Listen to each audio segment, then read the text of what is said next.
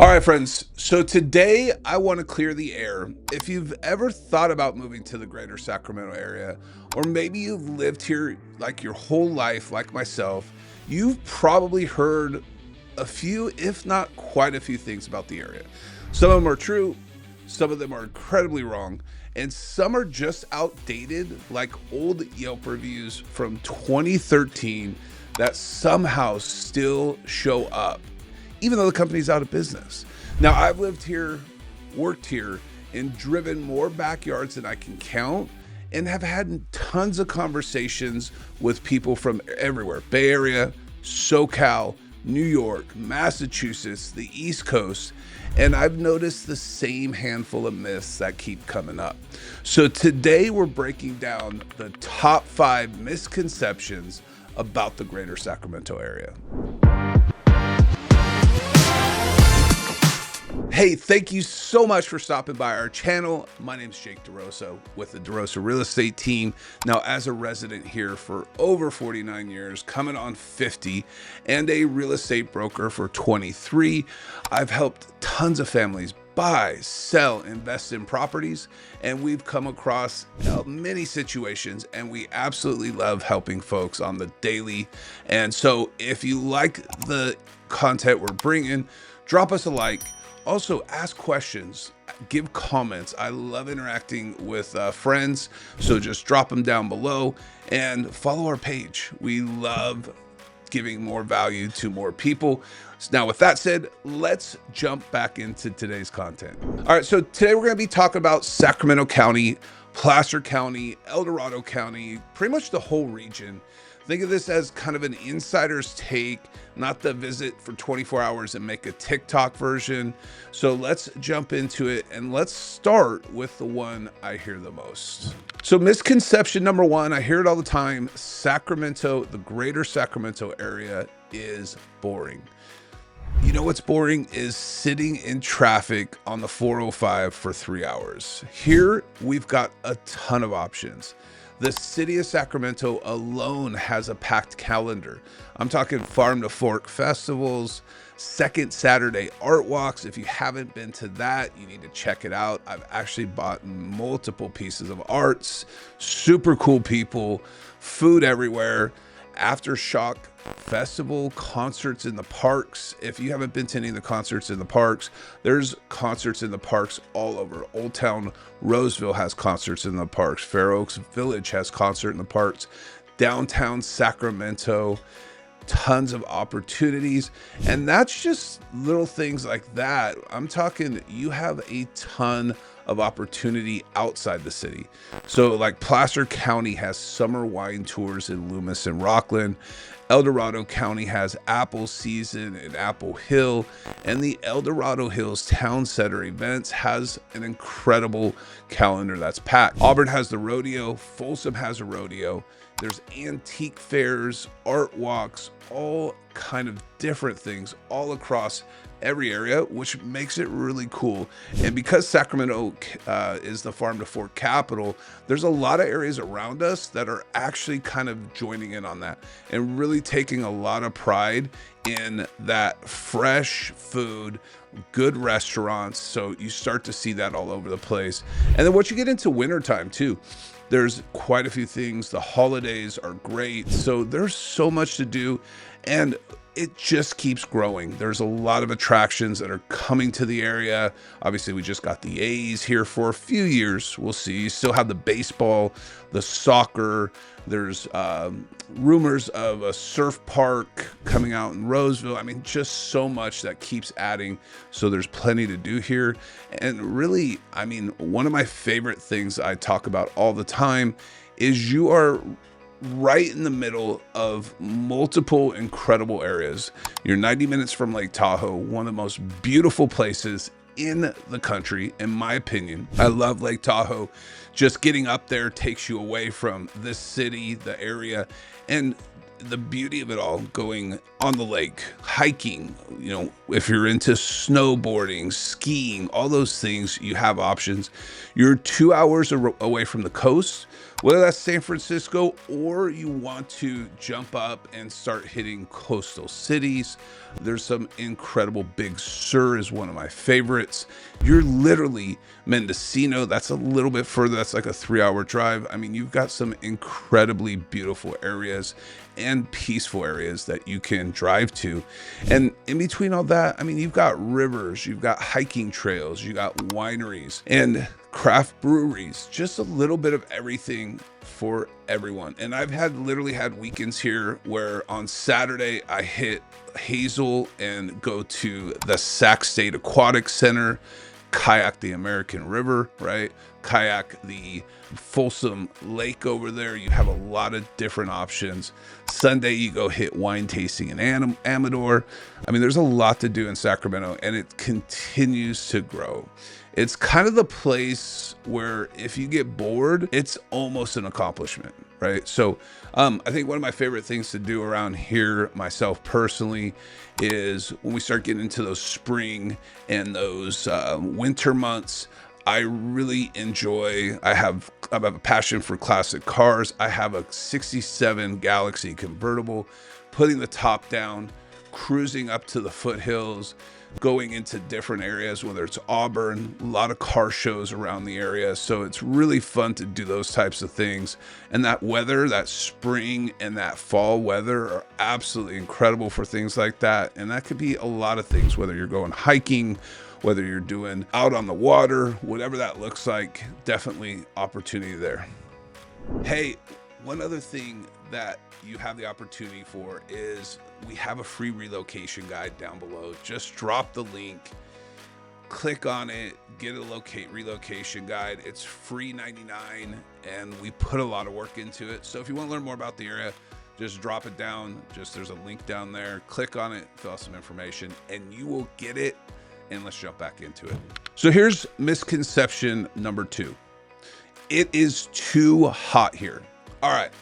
Don't get me wrong. Last year was absolutely brutal. I think it was 24 days of like 100 plus, and it set a record between June and July. Now, this year's a lot different. In fact, cool thing about the weather, whether it's hot, whether it's somewhat mild, is it's actually dry here.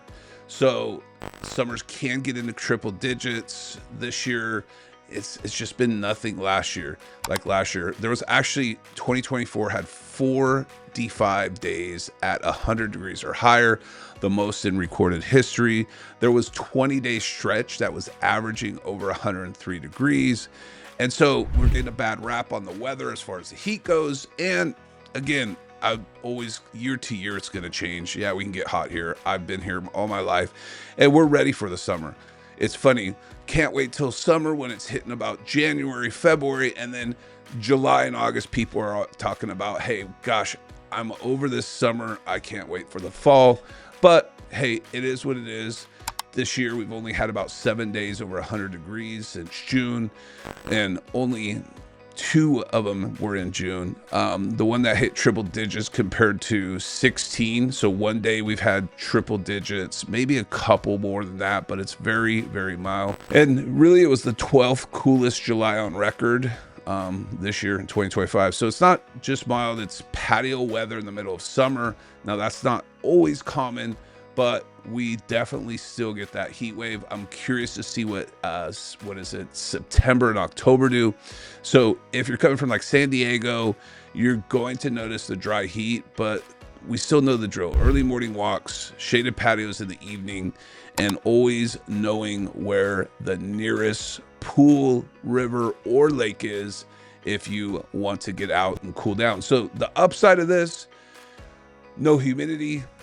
Hair still looks decent when you get home. So I think last year it was brutal. I actually was at one point thinking that it was as comparing it to Arizona. So definitely we go in seasons, we go in different times. Some years will be hotter. Who knows what it'll be next year.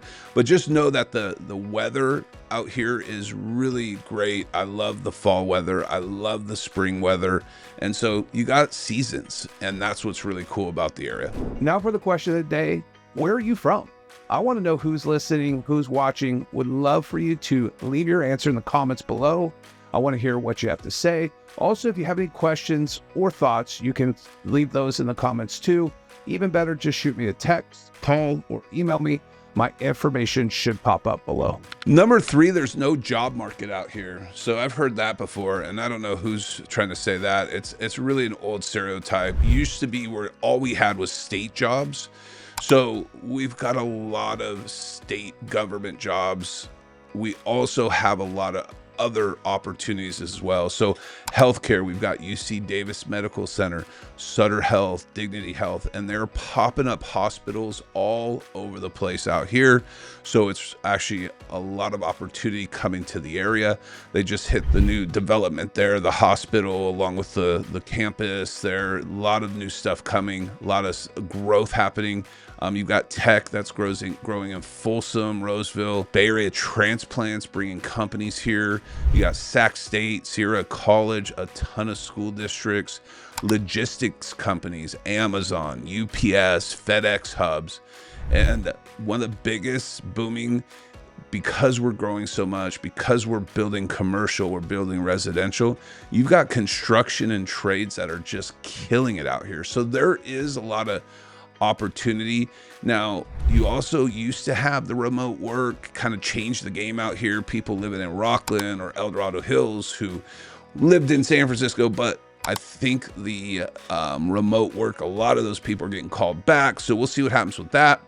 But you were able to earn San Francisco Bay Area salaries without paying San Francisco Bay Area prices.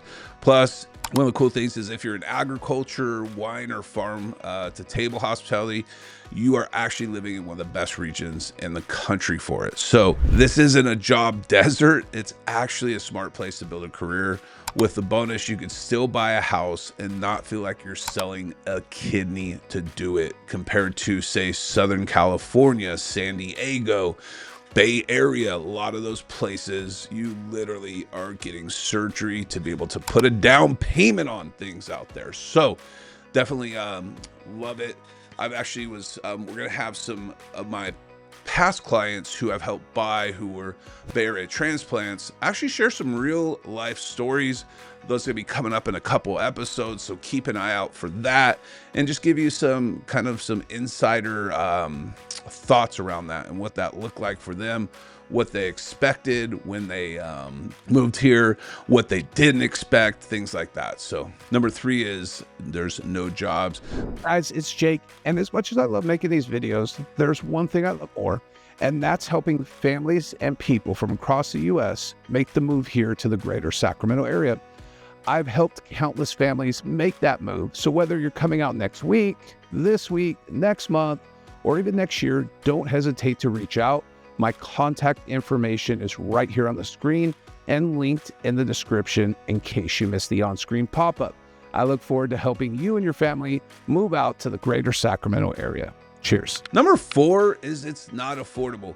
I think California gets crushed with that affordability feature, and it's deservedly so, all of California, but you can't group Sacramento or certain areas in California with the rest of it. You just can't. Bay Area, extremely expensive. Southern California, depending on the area, is extremely expensive. For affordability purpose, it's all relative. And compared to a lot of the US, housing here is higher. Compared to the Bay Area or LA, it's actually quite a bit lower. So you sell in San Jose for 1.5, you can buy, and that's a shack. That's probably a teardown out there. You come back out this way, you can buy a huge home here and still have money left over for some recreation, maybe a pool if you buy a new home, or even both. Even first-time buyers get more, bigger square footage, larger yards, not so insane property taxes. You tend to hit the Melloroos if you're going into the new builds, but for most of the area, a lot of the area in the older homes areas, you're at 1.01, 1.1% tax bracket as far as your property taxes go. As far as groceries, gas, and utilities, there's still California prices, but you're not spending 3/4 of your income just to keep a roof over your head there, like you might be doing in SoCal, Bay Area. And it's still beautiful here. And the location is great.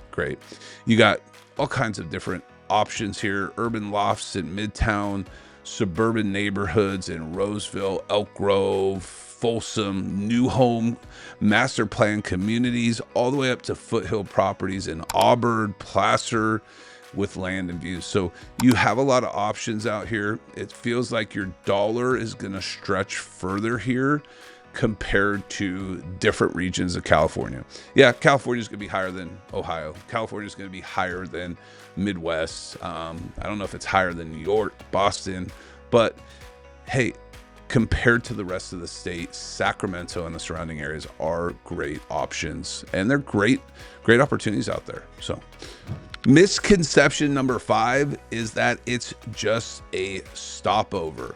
So I get why people think this. We're between Tahoe and Napa, and a lot of folks just drive through.